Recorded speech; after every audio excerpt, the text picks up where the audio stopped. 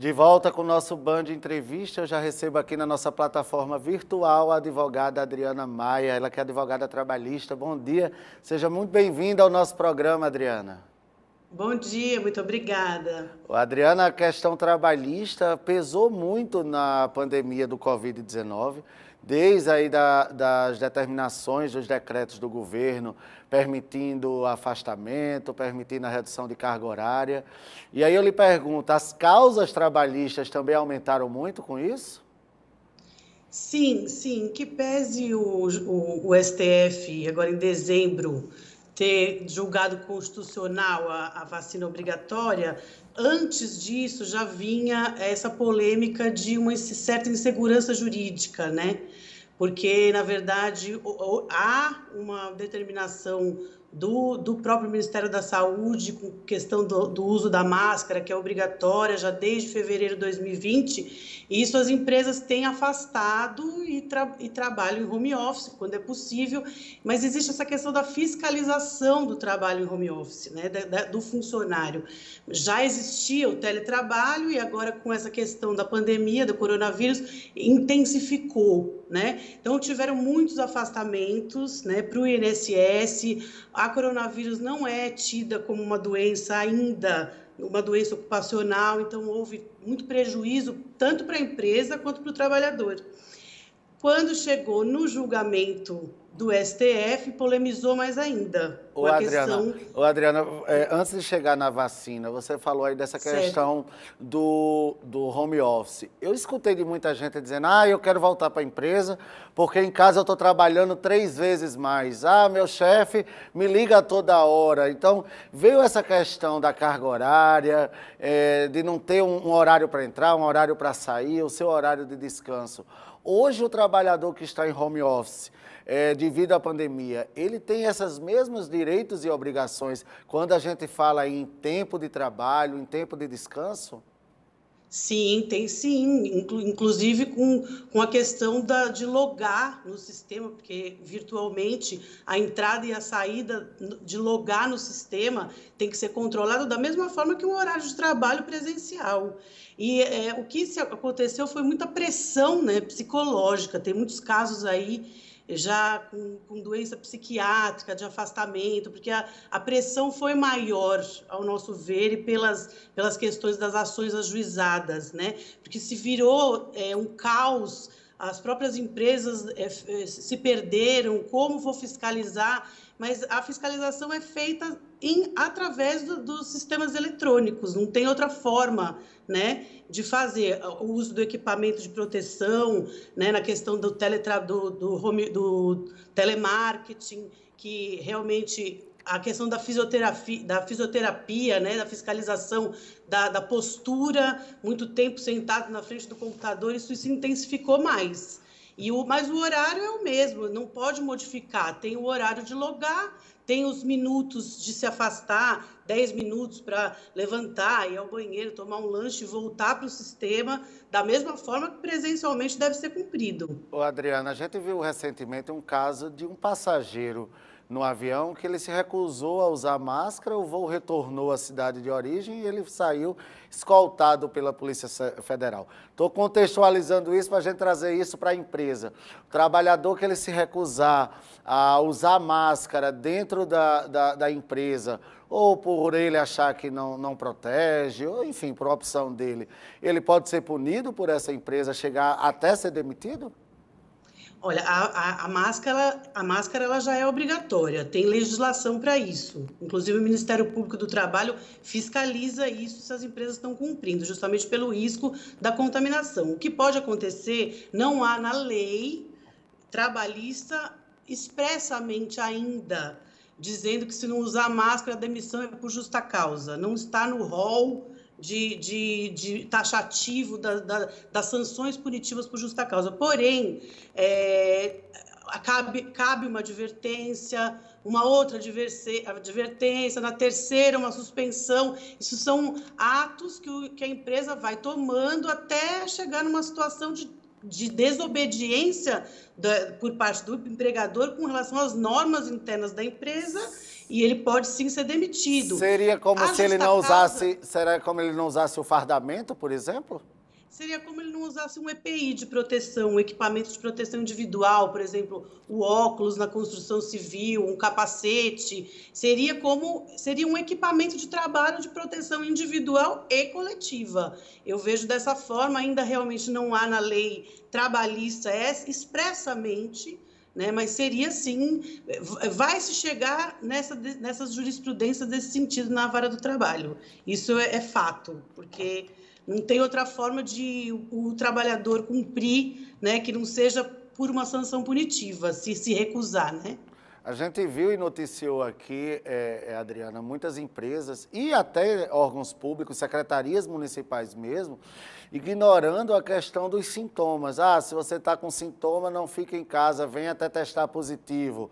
E aí, chegando até a obrigar funcionários a darem seu expediente. Isso é passivo de punição, não? Sim, sim, sim.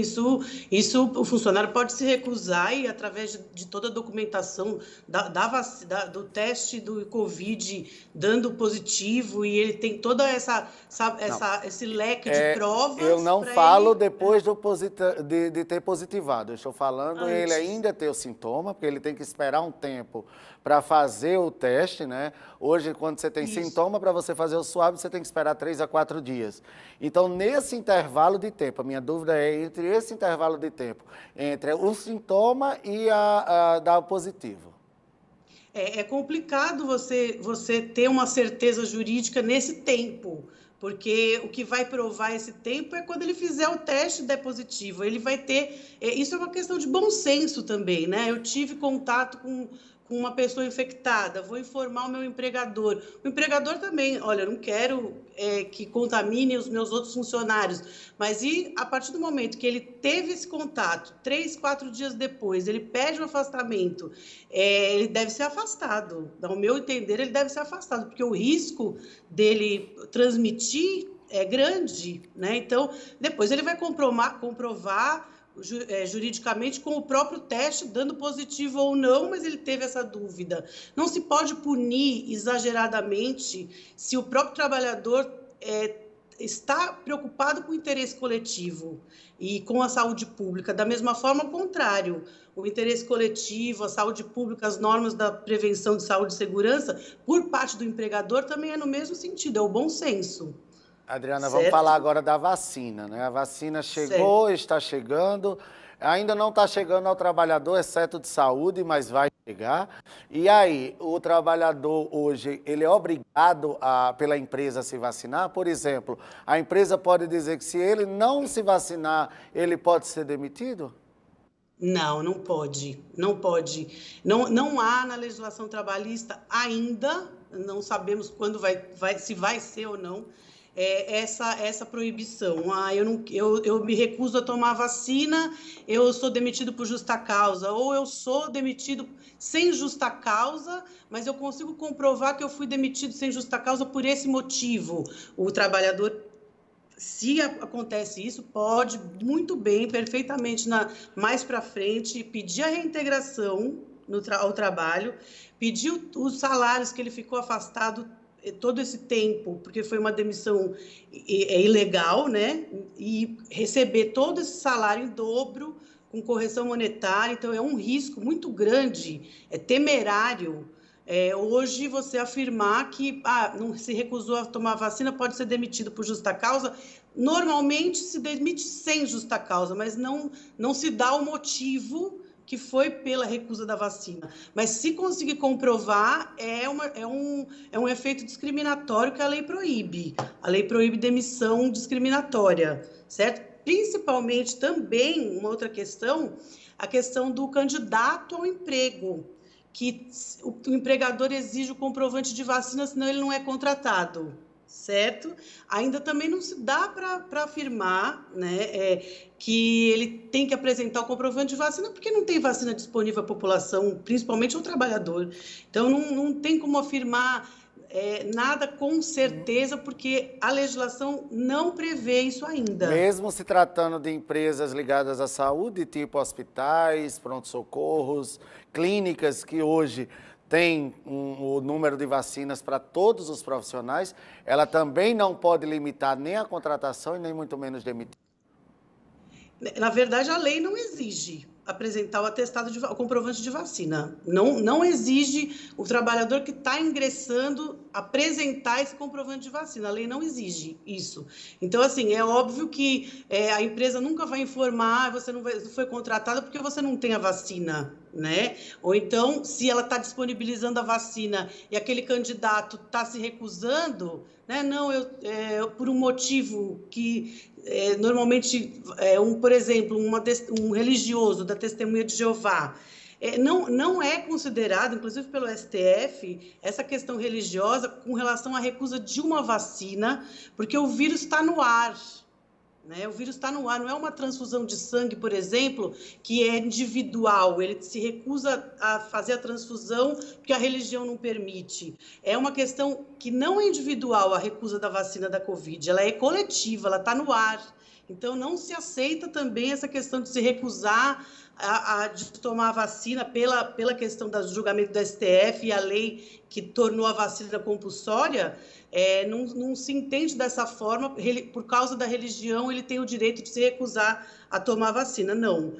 Então, assim, eu entendo que essa questão dos hospitais, das clínicas, por ter já a vacina disponível, né, em alguns estados, né, nem todos, é a questão de bom senso. A lei não determina, apresente comprovante de vacina, senão você não é contratado.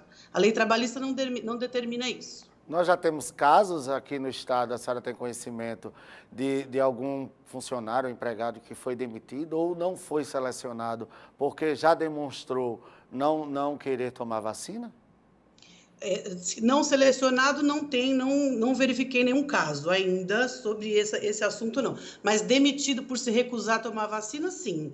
E ingressamos na justiça pedindo a reintegração, porque é ilegal, certo? Isso realmente foi um pouco antes do julgamento do STF, mas de qualquer forma, mesmo com o julgamento do STF, considerando constitucional a vacina obrigatória, a lei não permite a demissão por justa causa por se recusar, certo? Na verdade, a empresa requeria que se tomasse a vacina, mas como? Se a vacina não está disponível. E assim criou-se uma polêmica jurídica, né? Provavelmente ele vai ser reintegrado. Tá aí, doutora Adriana Maia, eu queria agradecer muito sua participação aqui no Band Entrevista, pedir que a senhora deixe suas redes sociais aqui, para caso alguém tenha mais alguma dúvida ou esteja passando, de repente, por essa situação, que mais algum tipo de esclarecimento, possa entrar aqui em contato com a senhora, que trouxe hoje aqui muito esclarecimento para os nossos telespectadores. Tudo bem, muito obrigado. Nós da Rentes Advocacia agradecemos e eu vou deixar os contatos. Muito obrigada pela atenção, um bom trabalho. Tá bom, deixa suas redes sociais aqui pra gente, doutora, então. Vou deixar aqui já. Tá bom, olha, a gente quer agradecer muito aqui a doutora Adriana Maia, dizer que nosso Band Entrevista vai ficando por aqui. A gente volta na nossa próxima edição, sempre de segunda a sexta-feira, às 6h30 da manhã, aqui na tela da Band. E se você perdeu essa ou outra edição, ela estará disponível no nosso canal do YouTube da Band RN. Até lá!